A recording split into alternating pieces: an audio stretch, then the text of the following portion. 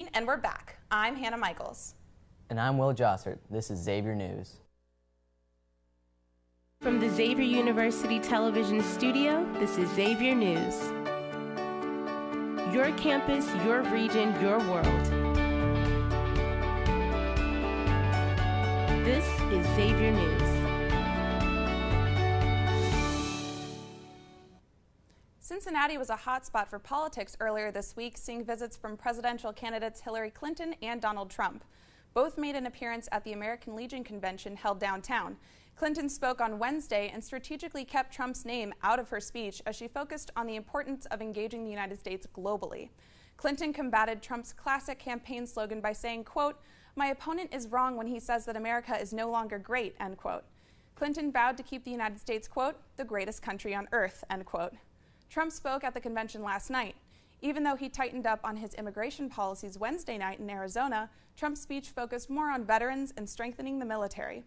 Trump reminded the audience of his slogan as he preached, quote, "Americanism, not globalism. Remember, America first, end quote. Even though Clinton is dominating other swing states like Pennsylvania and Michigan, both candidates are still fighting for Ohio, with Clinton leading by just 3.8% in the polls. Xavier's 2016 theater season is off to a great start, with the play Slut Shaming selling out on opening night and retaining a strong audience through the play's 4-day run. The theater program has more shows on queue in the coming months. The Music Man is running from October 20th to the 22nd. The New York Times said, quote, "If you're a musical comedy buff, The Music Man will show you just why," end quote. Keep an eye out for The Diviners opening on November 11th. New Magazine states The Diviners, quote, "renders the humor and horror of the hinterlands with staggering accuracy," end quote. Two men are being hailed as heroes after rescuing a man whose car plunged into the Ohio River. 65-year-old Tim Rose plunged into water after suffering a possible medical emergency behind the wheel of the SUV. Rose struck a parked car, blacked out, and hit the accelerator, which sent him into the river in Aurora, Indiana. Mitchell James was driving nearby when he saw the vehicle go under. James got out and jumped in after him without a second thought, assisted by second witness William Fox. Rose was alert and talking after the rescue. He was treated in the ambulance and released shortly after. The Panic Button is an app designed for easier access to friends, family, and police during emergencies. Begins a pilot study in Washington State this week. The study, funded by state grants, hopes to improve how school officials transmit information to police and families during school shootings. The app works by sending distress signals silently to police through prior programming on cell phones. The information transmitted includes location data and key information both to police and students. Washington State schools plan on expanding access to the app to other schools this year. The Xavier community promotes solidarity for and with others. Xavier News' Montel Adkins examines how St. Vincent de Paul and the Ozanam Center for Service shares a similar vision throughout Cincinnati. St. Vincent de Paul is a nonprofit organization located downtown with the motto of neighbors helping neighbors. From day to day, they assist people in need with little finances and limited resources.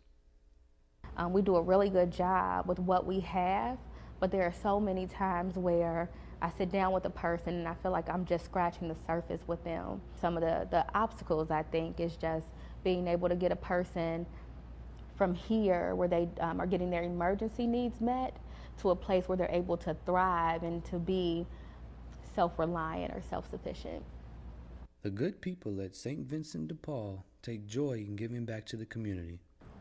My favorite part about working at St. Vincent de Paul is my interactions with people.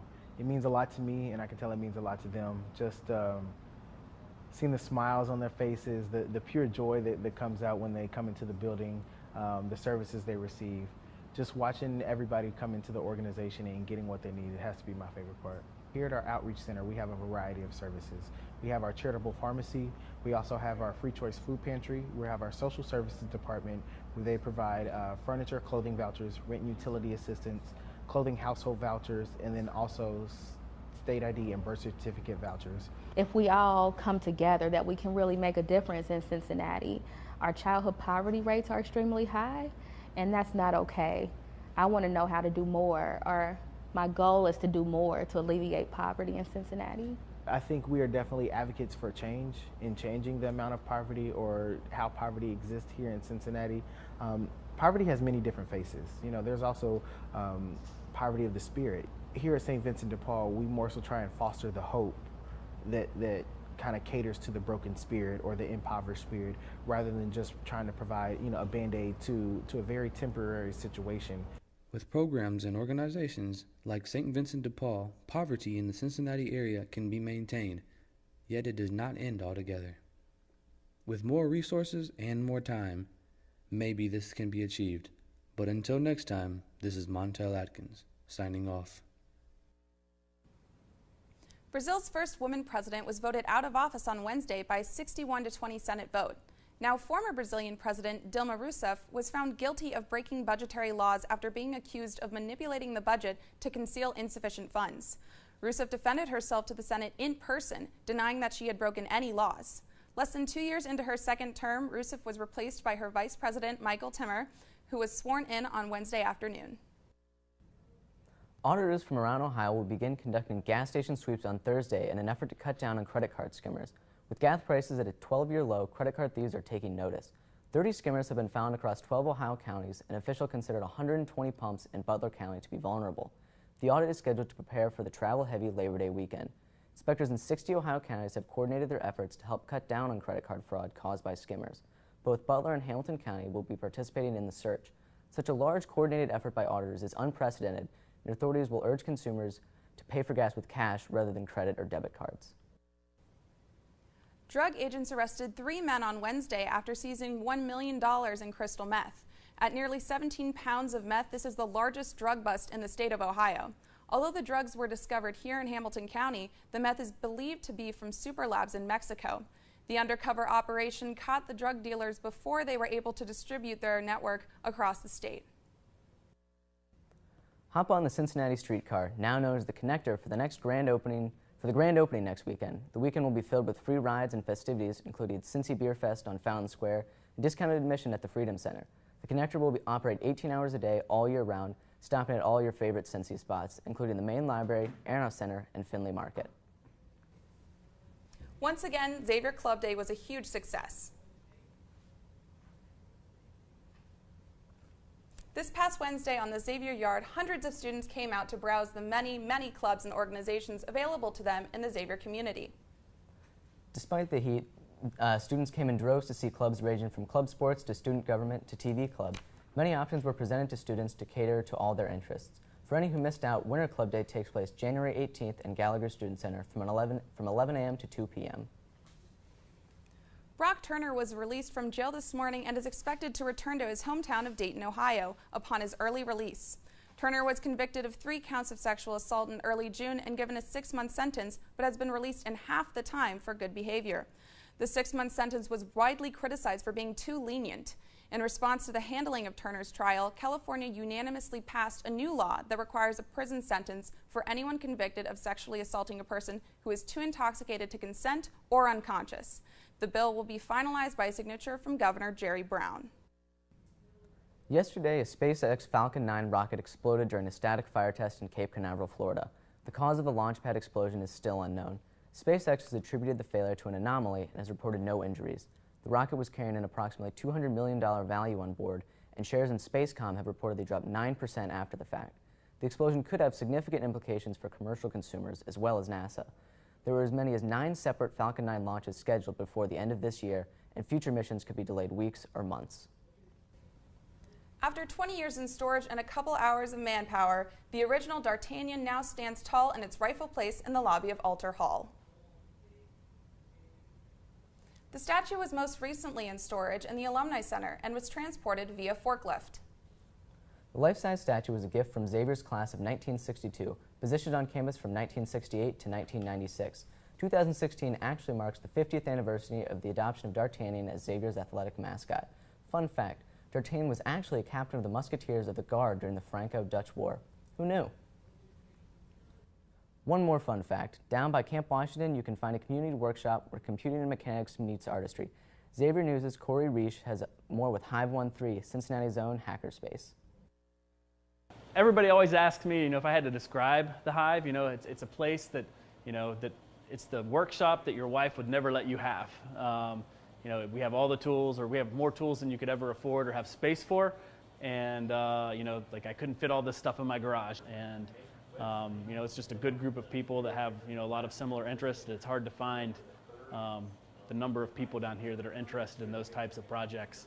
We decided we wanted to make a hackerspace in 2009. So in June of 2009, we congregated together, paid our first membership dues, and here we are. There's actually, blogs and things where you can say how to start a makerspace, and they walk you through all the different, there's politics, there's space, there's facilities, and people have already done this before, so we didn't invent it, but we kind of just took it and ran with it the way we wanted to do it. Today, a lot of people think, okay, well, hacker, like someone who hacks a website, hacks a server or something like that, but the original term was like someone who takes something apart, learns how it works, and puts it back together.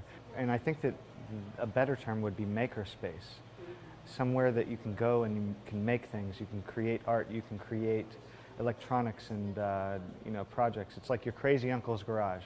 It's just a place for you to do your work. Yeah. We live in a high-tech world, and most people don't know how it happens. The maker movement came out of learning technology by yourself.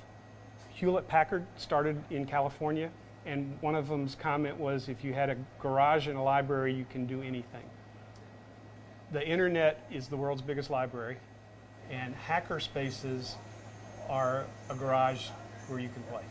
And hacker spaces provide you with tools that you probably wouldn't have, like a large CNC or something. You can do a lot in your office or basement with some basic tools, but sometimes you need bigger toys like these big laser cutters and things, and that's what the maker spaces bring together. They pool the resources and you buy communal equipment that you could never afford on your own. So, and along with the community, but you also get the hardware that you wouldn't have. I think it comes with like the open source community in software. I think that's an analogy. Rather than buying big box software products, learn to do it yourself. And people, it's not proprietary, it's all about sharing. Which we very much appreciate. Right. This opportunity didn't exist when I was a kid, and it's phenomenal what kids of today are growing up in. And if somebody would have caught me at that stage, it would have been wonderful. But that's who we're looking for. It's the kid, just capture the imagination. If he can appreciate that engineering is fun, it's creative, it's a wonderful life down the road. Come to a maker fair, come to the Hive, bring your stuff and learn and share. Have some fun. For Xavier News and Hive 13, I'm Corey Reish. One last heads up, there's going to be a grand opening celebration of Xavier's famous pizza ATM on September 8th in Fenwick. If you show up between 1 and 3, there will be free pizza and Pepsi. The ribbon cutting ceremony will be at 1:15 p.m., so please attend. America has their first pizza ATM, and we would love to share it with you. That's all from the news desk. We'll be right back with the Xavier Sports Report with Paul Fritschner.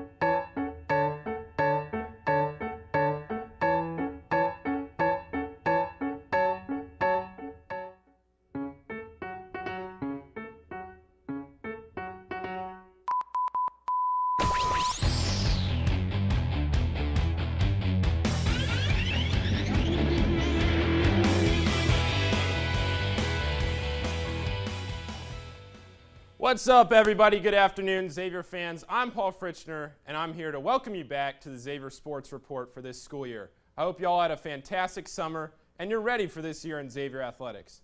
In case you need a little refresher, the baseball team did some great things this summer after y'all went home. They won the Big East regular season championship, and then they followed that up with a Big East tournament championship. That big win landed them a berth in the NCAA tournament, where they made the regional final at Vanderbilt, but then they eventually lost to UC Santa Barbara.